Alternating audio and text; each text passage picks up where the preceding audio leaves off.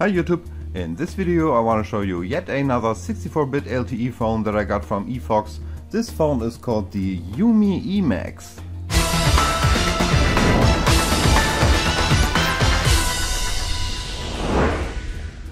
It comes in a very fancy looking box like this one with some specs on the back that are very hard to read, and I think that's a good thing because I do not agree 100% with the specs.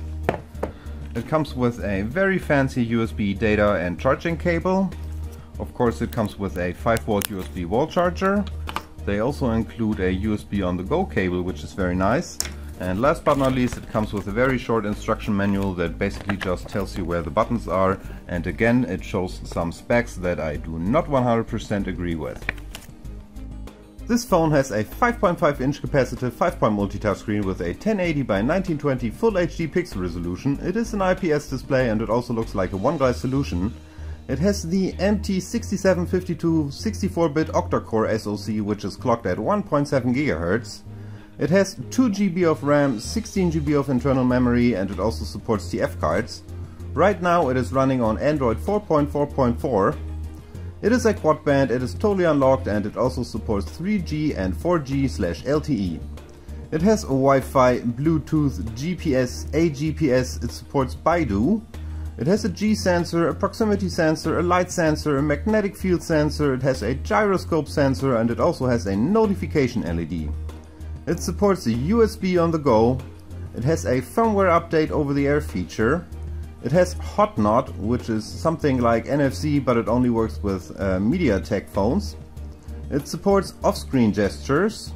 It is supposed to have a 3780 mAh battery inside.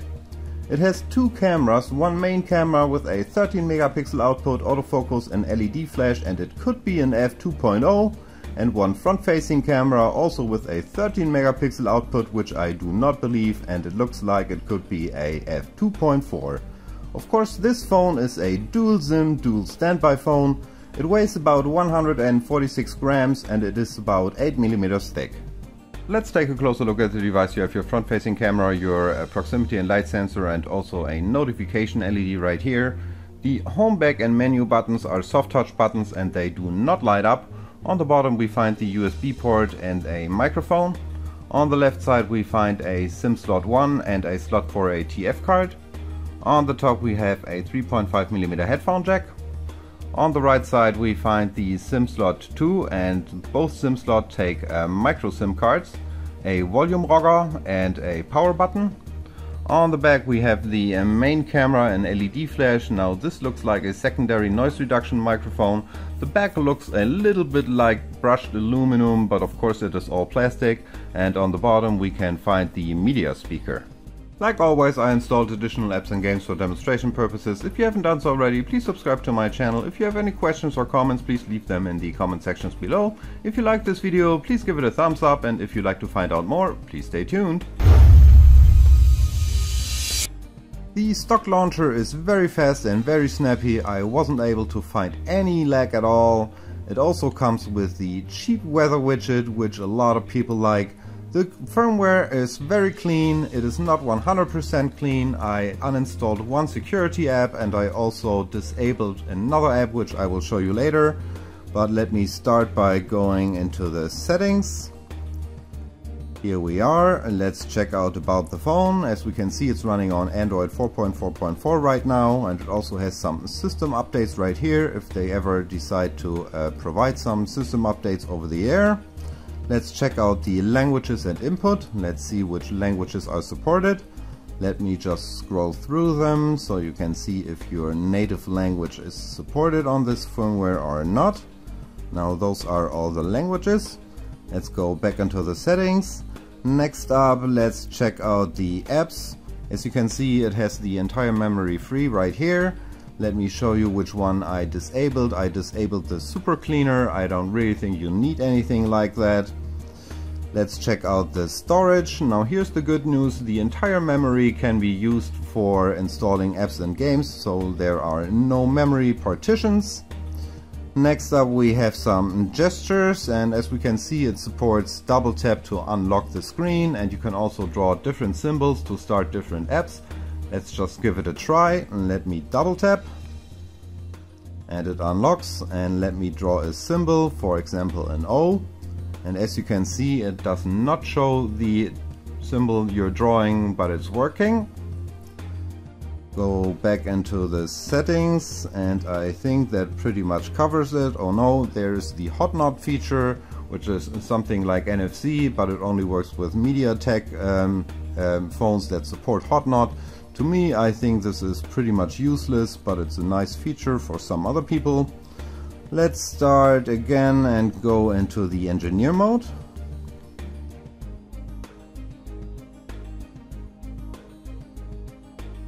Here we go. Now let's check out the band mode. Let me go into Sim 1. Now as you can see, it is a quad band, and those are all the supported 3G frequencies. And before I go on, let's take a closer look at the specifications. I don't know if you can see this, probably not, but in the specs, Umi promises FDD-LTE band 20, which is 800. So let's see what we have here. We have band 1, band 3, band 7, and big surprise, the band 20 is not supported. Now Umi, if you're watching this, please do us a favor and do not promise us anything you cannot deliver. I mean, do you have any idea how many people will be super pissed if they buy this phone thinking that it supports band 20 and it doesn't? Do you have any idea how many shitstorms all the online stores will get, and also some reviewers if they just take your specs for granted? Now, I highly doubt this is just a firmware issue. If it is, please fix it. If you can't fix it, shame on you. I mean, haven't you learned anything from the Umi Zero and Umi Hammer? I guess not. Let's go on. It also supports band 38 through 41, which most people will not need. Anyway, this really pisses me off. I just had to get this out of my system. Let's check out some Google apps. The Play Store comes pre-installed and is working just fine, and no problem here. Let's check out Google Maps. It found my location right away, so the Google location services are working just fine. And here is the vet I take my little Einstein cat to. Let's see what we have here. Let's check out the Street View. It is loading, and the Street View is working just fine. A lot of things blocked here. Let me do some zooming, and we can also change into the compass mode, and it's running very smoothly. So that tells us that a magnetic field sensor is built in, and also a gyroscope sensor. But of course we're gonna test the sensors again. But first let's test YouTube. Let me just load a random video. And wait for it, it's still loading. Let me turn down the volume.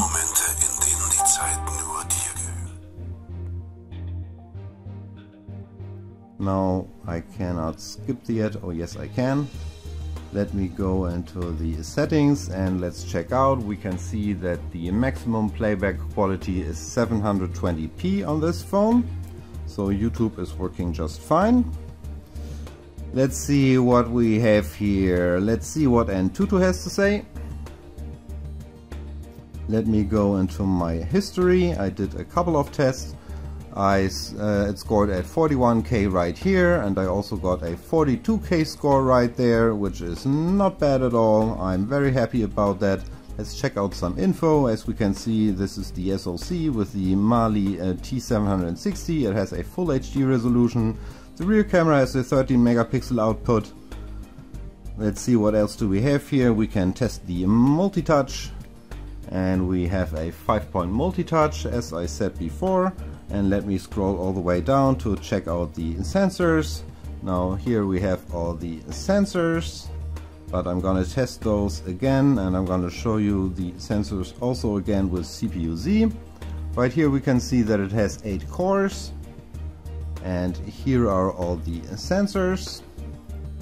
but of course we're gonna test these sensors because we will never know. Let's go back. There we have it, the accelerometer, also known as the G sensor, is working just fine. We have a light sensor, let's give that a try, let's see where it is. And it's working, as we can see.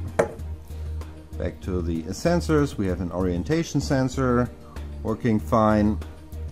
We have a proximity sensor, also working fine, no problem at all.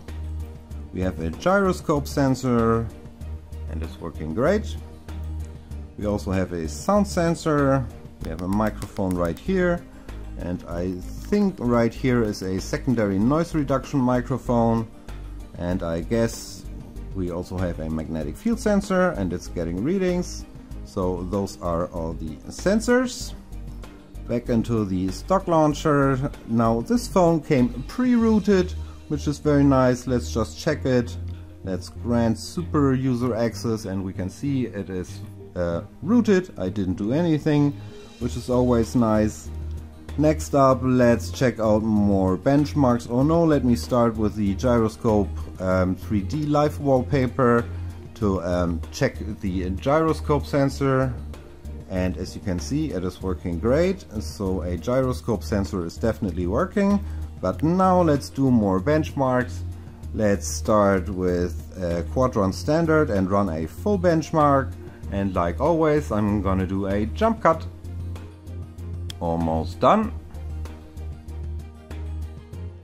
And the score is 16,195 points, which is great. Let's see how the GPU performs. I'm not gonna run the benchmark, I'm just gonna give you the result.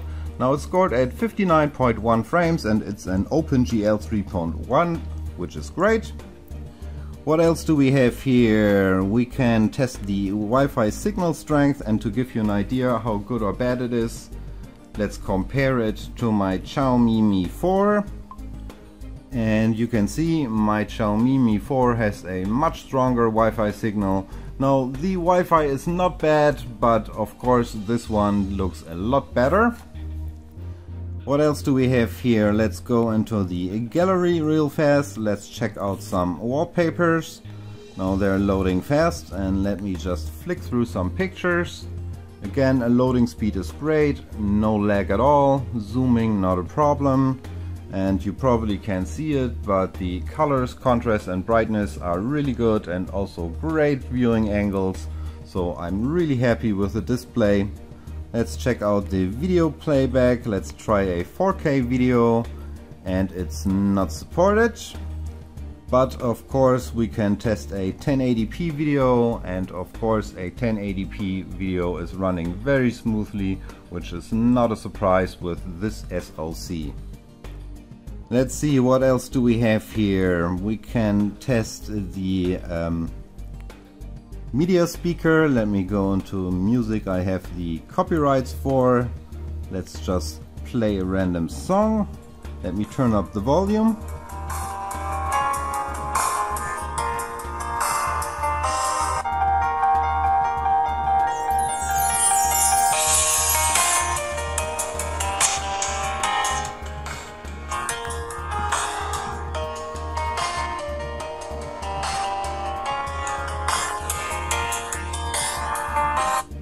I really don't think this speaker is that bad at all. I don't know why some people are complaining about it. I really can't complain. Now let me go into the browser.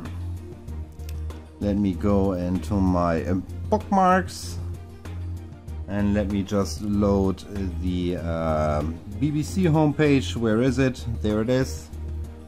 It is loading fast, even though I'm very far away from my router right now.